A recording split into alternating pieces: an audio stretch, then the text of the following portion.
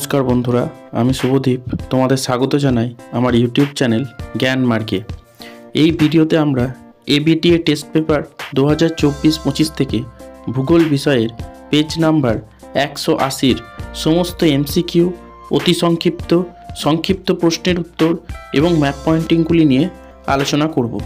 তাহলে দেখো, একের বলেছে বিকল্পগুলির থেকে সঠিক উত্তরটি নির্বাচন করে লেখো। একের এক বলেছে যে প্রক্রিয়ায় ভূমিভাগের উচ্চতার হ্রাস ঘটে তা হলো, এটা হবে অপশন খ অবরোহণ। একের দুই জলপ্রপাত ধাপে ধাপে নেমে এলে তাকে বলে, এটা হবে অপশন ক ক্যাসকেড। একের তিন ভ্যান অ্যালেন বেল্ট বলা হয়, এটা হবে অপশন গ ম্যাগনেটোস্ফিয়ারকে। একের চার ক্যারিবিয়ান সাগরের ঘূর্ণিঝড় হলো, এটা হবে অপশন গ হ্যারিকেন।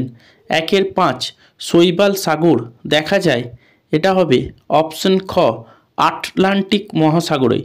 একের ছয় নরওয়ের হ্যামারফেস্ট বন্দর শীতকালে বরফমুক্ত থাকার কারণ হলো, এটা হবে অপশন ক উত্তর আটলান্টিক স্রোত। এরপর একের সাত ফ্লাই অ্যাশের উৎস হলো, এটা হবে অপশন ক তাপবিদ্যুৎ কেন্দ্র। একের আট মহারাষ্ট্রে উপকূল অঞ্চলকে বলা হয়, এটা হবে অপশন খ কোঙ্কণ। একের নয় দক্ষিণ ভারতের সর্বোচ্চ শৃঙ্গ, এটা হবে অপশন ঘ আনাইমুদি। একের দশ আম্রবৃষ্টি দেখা যায়, এটা হবে অপশন ক দক্ষিণ ভারতে।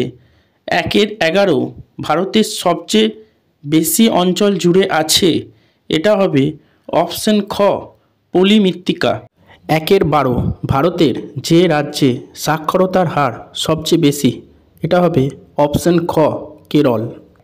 একের তেরো আধুনিক শিল্পদানব বলা হয়, এটা হবে অপশন গ পেট্রো রসায়ন শিল্পকে।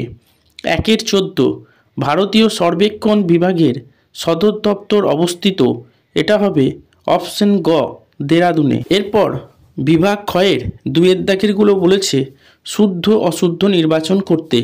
দুয়ের একের এক বলেছে উচ্চ ও মধ্য প্রবাহের সংযোগস্থলে পলল ব্যাজনী গড়ে ওঠে, এটা শুদ্ধ। দুয়ের একের দুই নিরক্ষীয় অঞ্চলে উষ্ণতার প্রসর সর্বাধিক হয়, এটা অশুদ্ধ। দুয়ের একের তিন উত্তরের পার্বত্য অঞ্চলের এক প্রকার হ্রদ হলো দুন, এটা অশুদ্ধ। দুয়ের একের চার আর্দ্র বায়ু নিম্নচাপ মুক্ত হয়, এটা অশুদ্ধ। দুয়ের একের পাঁচ উচ্চ হিমালয় হিমাচল নামে পরিচিত, এটা অশুদ্ধ। দুয়ের একের ছয় কলকাতাকে মহানগর বলা হয়, এটা শুদ্ধ। দুয়ের একের সাত সবুজ উদ্ভিদকে উপগ্রহ চিত্রে লাল বর্ণে দেখানো হয়, এটা শুদ্ধ। এরপর দুয়ের দুই বলেছে উপযুক্ত শব্দ বসিয়ে শূন্যস্থান পূরণ করো। দুয়ের এক বলেছে দুটি শিপ বালিয়াড়ির মধ্যবর্তী অঞ্চল ড্যাশ নামে পরিচিত, উত্তর হবে কাশী। দুয়ের দুই চীন সাগরে ক্রান্তীয় ঘূর্ণিঝড় ড্যাশ নামে পরিচিত, উত্তর হবে টাইফুন।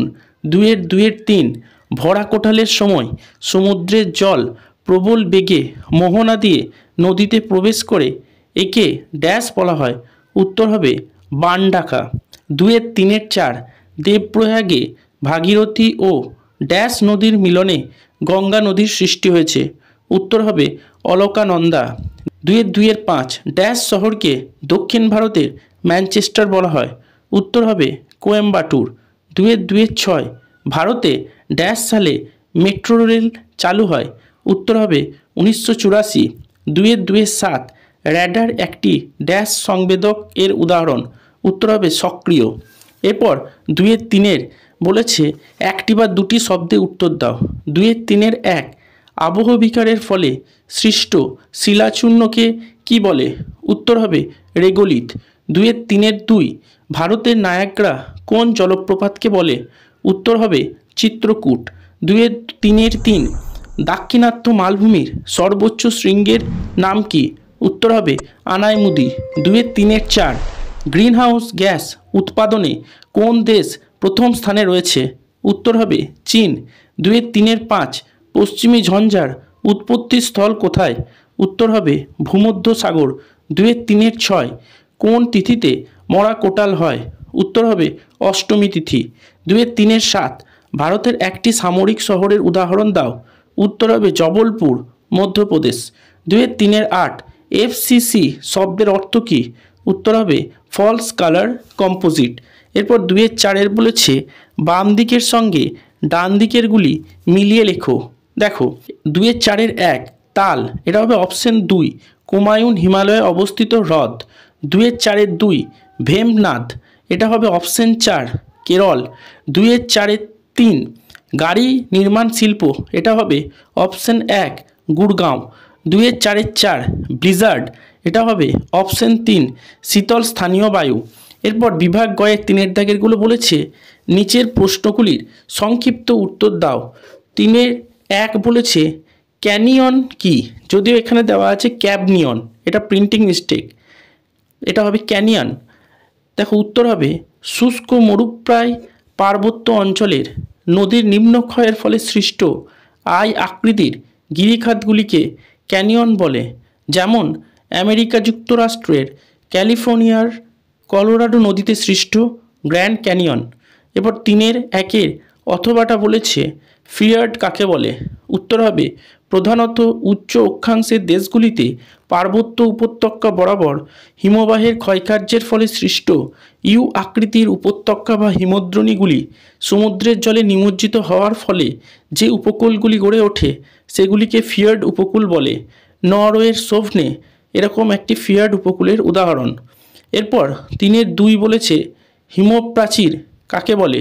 উত্তর হবে উত্তর আটলান্টিক মহাসাগরে সুমেরু অঞ্চল থেকে আগত ল্যাব্রাডোর স্রোতের শীতল ও গাঢ় সবুজ রঙের জলের পাশ দিয়ে বিপরীত দিকে প্রবাহিত উপসাগরীয় স্রোতের উষ্ণ ও গাঢ় নীল রঙের জলের সীমারেখা স্পষ্ট দেখা যায়। এই সীমারেখাকে হিমপ্রাচীর বলা হয়। এরপর 3-2 অথবাটা বলেছে ধারণ অববাহিকা কি?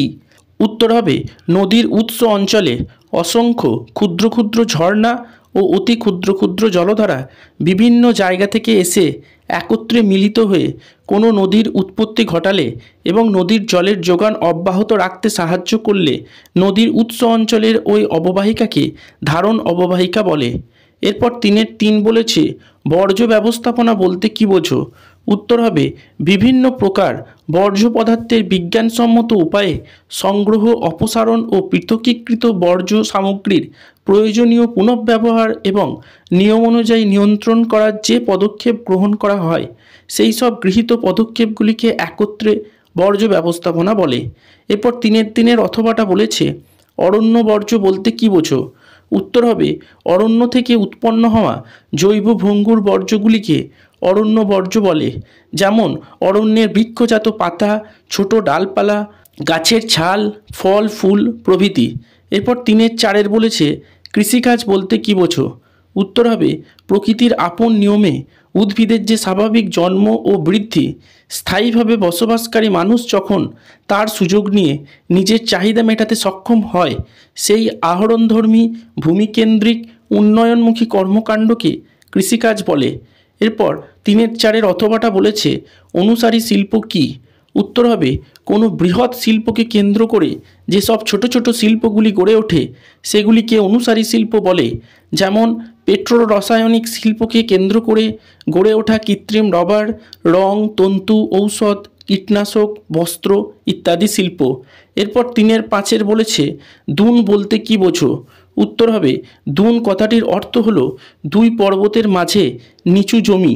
হিমাচল হিমালয় বা মধ্য হিমালয় এবং শিবালিক হিমালয়ের মধ্যবর্তী অংশে অবস্থিত সংকীর্ণ নিম্ন ও দীর্ঘ উপত্যকাগুলিকে দুন বলে, যেমন দেরাদুন। এরপর 3-5 অথবাটা বলেছে পুনঃ রপ্তানি বন্দর কাকে বলে? উত্তর হবে যে বন্দরের মাধ্যমে বিভিন্ন দেশের পণ্যদ্রব্য আমদানিকৃত পণ্যদ্রব্যের সঞ্চয় বা ব্যবসার পর তা ওই বন্দরের মাধ্যমে অন্যান্য দেশে রপ্তানি করা হয় তাকে পুনর্রপ্তানি বন্দর বলে, যেমন লন্ডন। এরপর 3-6 বলেছে ভূবৈচিত্র্যসূচক মানচিত্র কাকে বলে? উত্তর হবে যেসব মানচিত্রে ভূপৃষ্ঠের কোনো স্বল্প পরিসর স্থানের প্রাকৃতিক ও সাংস্কৃতিক উপাদানগুলিকে বিভিন্ন প্রতীক চিহ্নের সাহায্যে দেখানো হয় সেই মানচিত্রগুলিকে ভূবৈচিত্র্যসূচক মানচিত্র বলে। এরপর 3-6 অথবাটা বলেছে আরএফ কি? উত্তর হবে ভগ্নাংশ সূচক স্কেল বা আরএফ হলো মানচিত্রের দূরত্ব এবং ভূমিভাগের দূরত্বের আনুপাতিক প্রকাশ। যেমন মিলিয়ন সিটের আরএফ 1:10 লাখ, অর্থাৎ মানচিত্রের 1 সেমি হলো ভূমিভাগের 10 লক্ষ সেমি বা 10 কিলোমিটারের সমান। এরপর বিভাগ ঘয়ের 4 দাগের বলেছে সংক্ষিপ্ত ব্যাখ্যামূলক উত্তর দাও। 4-1 বলেছে মরু অঞ্চলে বায়ুর কাজের প্রাধান্য দেখা যায় কেন? উত্তর হবে ক বৃষ্টিপাতের অভাবে মরু অঞ্চলে উদ্ভিদ জন্মাতে পারে না বলে বায়ুর গতিপথে প্রতিবন্ধকতার অভাব হওয়াতে বায়ু প্রবল বেগে বাধাহীনভাবে প্রবাহিত হয়।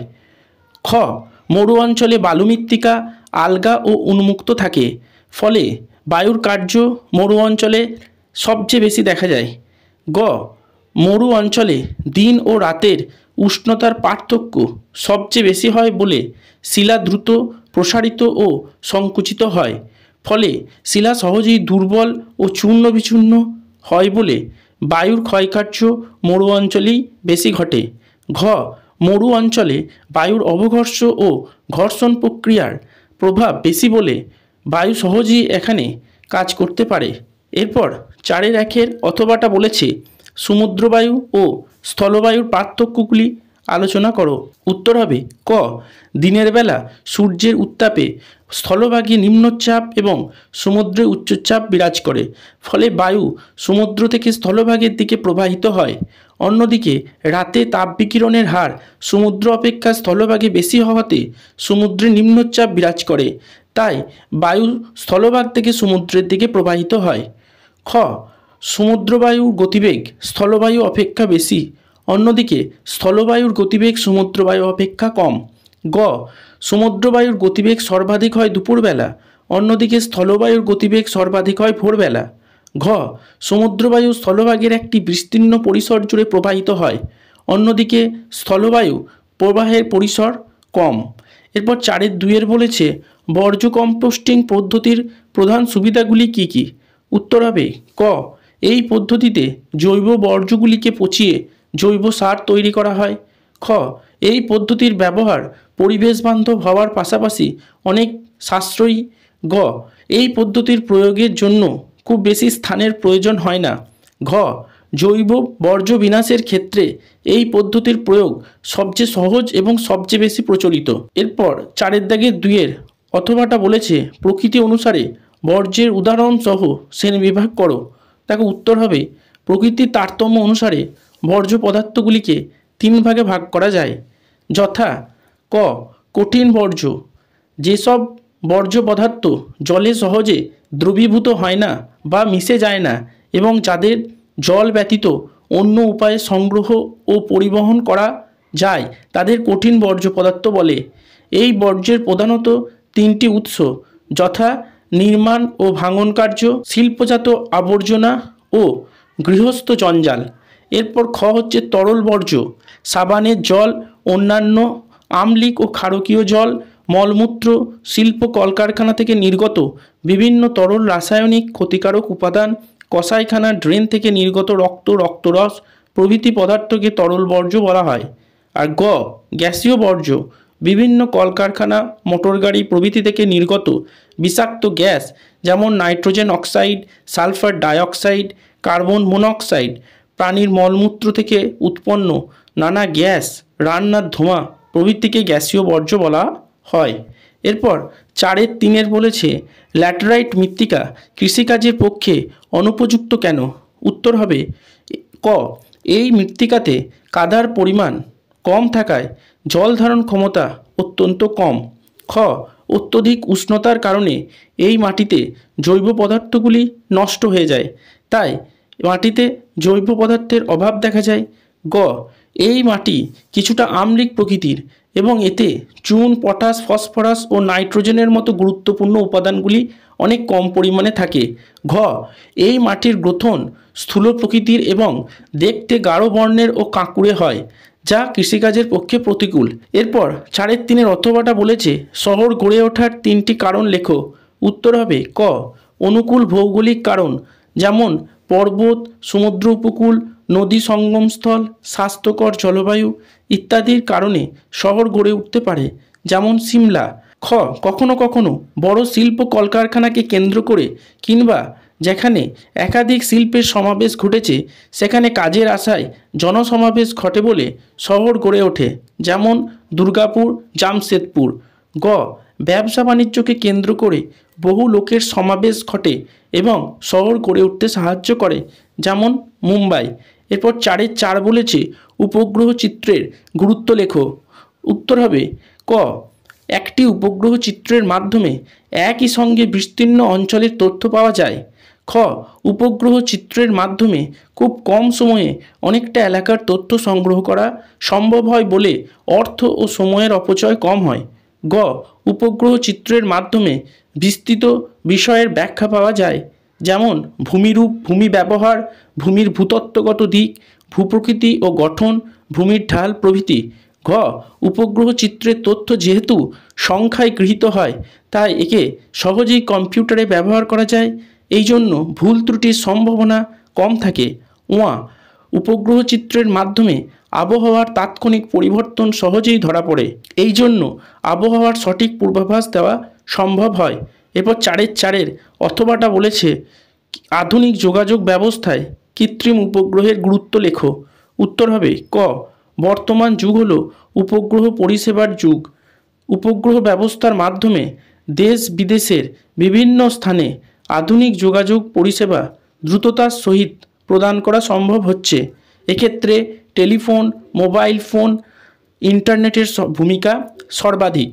খ, চিকিৎসা, প্রতিরক্ষা, শিক্ষাক্ষেত্রে পৃথিবীর যে কোনো প্রান্তে থাকা বিশেষজ্ঞ ব্যক্তি এবং প্রতিষ্ঠানগুলির সাহায্য নেওয়া সম্ভব হচ্ছে উপগ্রহ ব্যবস্থার মাধ্যমে। গ, আবহাওয়া সংক্রান্ত তথ্য প্রদান, প্রাকৃতিক দুর্যোগ ও বিপর্যয় সম্পর্কে পূর্বাভাস প্রদান এবং মোকাবেলার কাজে উপগ্রহ ব্যবস্থার ব্যাপক ব্যবহার লক্ষ্য করা যায়। এরপর বিভাগ 6 দেখো ম্যাপ পয়েন্টিংগুলো করতে দেওয়া হয়েছে। 6-1 বলেছে সাতপুরা পর্বত। এটা তোমরা দেখো পশ্চিম ভারতের মধ্য অংশ করে সাতপুরা পর্বতকে গাঢ় বাদামি রেখা দিয়ে দেখানো হয়েছে। 6-2 করমণ্ডল উপকূল। এটা দেখো দক্ষিণ ভারতে পূর্ব উপকূলে নীল রঙের গাঢ় রেখা দিয়ে করমণ্ডল উপকূলকে দেখানো হয়েছে। 6-3 লুনি নদী। এটা দেখো পশ্চিম ভারতের রাজস্থান রাজ্যে লুনি নদীকে রেখার মাধ্যমে দেখানো হয়েছে। 6-4 বছরে দুবার বৃষ্টিপাতযুক্ত অঞ্চল। এটা করমণ্ডল উপকূলকেই দেখানো হয়েছে। দেখো 6-5 উত্তর পূর্ব ভারতের একটি ল্যাটেরাইট মৃত্তিকা অঞ্চল। এটা দেখো উড়িষ্যা, ছত্তিশগড় এবং ঝাড়খণ্ডের কিছুটা অঞ্চলকে লাল প্যাচ করে দেখানো হয়েছে পূর্ব ভারতে। 6-6 পশ্চিম ভারতের একটি আর্দ্র ক্রান্তীয় অরণ্য অঞ্চল। এটা দেখো মহারাষ্ট্র রাজ্যে পশ্চিমঘাট পর্বতের প্রতিবাদ ঢালের একটা অংশকে সবুজ প্যাচ করে দেখানো হয়েছে। 6-7 পশ্চিম ভারতের একটি কার্পাস উৎপাদক অঞ্চল। এটা দেখো গুজরাট ও মহারাষ্ট্র রাজ্যের কিছুটা অংশ নিয়ে সবুজ প্যাচ করে দেখানো হয়েছে। 6-8 পশ্চিমবঙ্গের একটি তথ্য প্রযুক্তি শিল্প কেন্দ্র। এটা দেখো সবুজ ডট দিয়ে কলকাতাকে দেখানো হয়েছে। 6-9 ভারতের একটি শুল্কমুক্ত বন্দর। এটা দেখো গুজরাট রাজ্যের কান্দালাকে জাহাজের চিহ্ন দিয়ে দেখানো হয়েছে।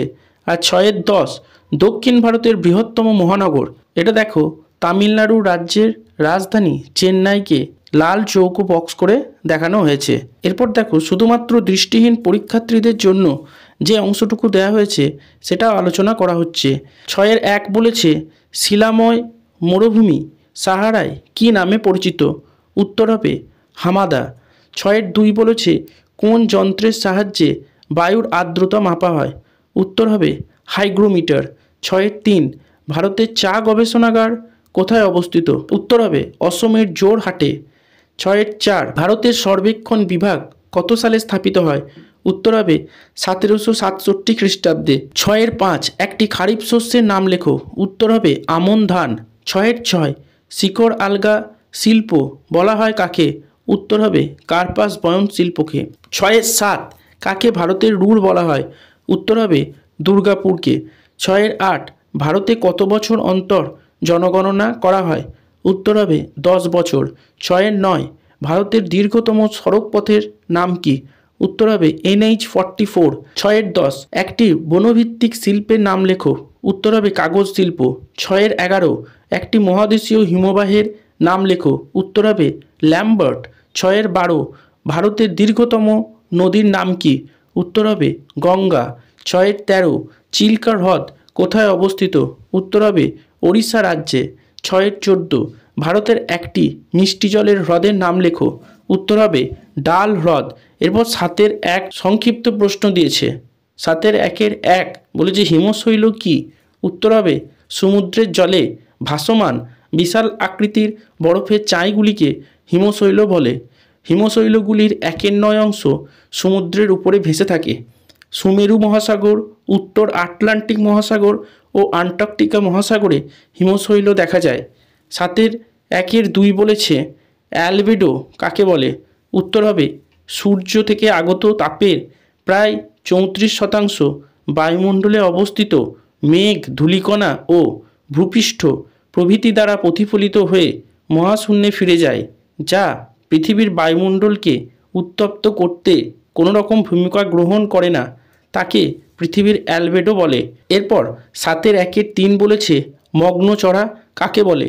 উত্তর হবে শীতল সমুদ্রস্রোত বাহিত হিমশৈল উষ্ণ সমুদ্রস্রোতের সংস্পর্শে এসে গলে যায় এবং হিমশৈল বাহিত কর্দমকণা, বালুকণা, প্রস্তরকণা প্রভৃতি সমুদ্রের তলদেশে সঞ্চিত হয়ে যে চড়া সৃষ্টি করে সেগুলিকে মগ্নচড়া বলা হয়, যেমন গ্র্যান্ড ব্যাংক। এরপর 7-এর 1-এর 4 বলেছে বিওডি কি? উত্তর হবে স্বাভাবিক অবস্থায় জলে যে পরিমাণ অক্সিজেন থাকে তাকে দ্রবীভূত অক্সিজেন বলে, কিন্তু বিয়োজনকারী ব্যাকটেরিয়ার অতিরিক্ত বংশবৃদ্ধিতে জলে অক্সিজেনের চাহিদা হ্রাস পায়। ন্যূনতম যে পরিমাণ অক্সিজেন জলে উপস্থিত না থাকলে জীবের পক্ষে বেঁচে থাকা সম্ভব নয় তাকে জৈবিক অক্সিজেন চাহিদা বা বিওডি বলে। এরপর 7-এর 2-এর অতি সংক্ষিপ্ত প্রশ্নগুলি দিয়েছে। 7-এর 2-এর 1 বলেছে যোগ জলপ্রপাত কোন নদীতে গড়ে উঠেছে? উত্তর হবে শরাবতী নদীতে। 7-এর 2-এর 2 একটি তেজস্ক্রিয় বর্জ্যের নাম লেখো। উত্তর হবে অব্যবহৃত ইউরেনিয়াম আকরিক। 7-এর 2-এর 3 বলেছে ভারতের একটি লবণাক্ত হ্রদের নাম লেখো। উত্তর হবে সম্বর হ্রদ। 7-এর 2-এর 4 পশ্চিমবঙ্গের ধানের ভাণ্ডার কাকে বলা হয়? উত্তর হবে পূর্ব বর্ধমান জেলাকে। 7-এর 2-এর 5 একটি কৃত্রিম উপগ্রহের নাম লেখো। উত্তর হবে আর্যভট্ট। এই ভিডিওটা দেখে উপকৃত হলে একটি লাইক করবে, কমেন্ট করবে এবং বন্ধুদের সাথে ভিডিওটা শেয়ার করবে। আর চ্যানেলটিতে নতুন ভিজিট করলে অবশ্যই সাবস্ক্রাইব করে নেবে পরবর্তী সেটগুলির উত্তর পেতে। ভিডিওটা সম্পূর্ণ দেখার জন্য ধন্যবাদ। নমস্কার।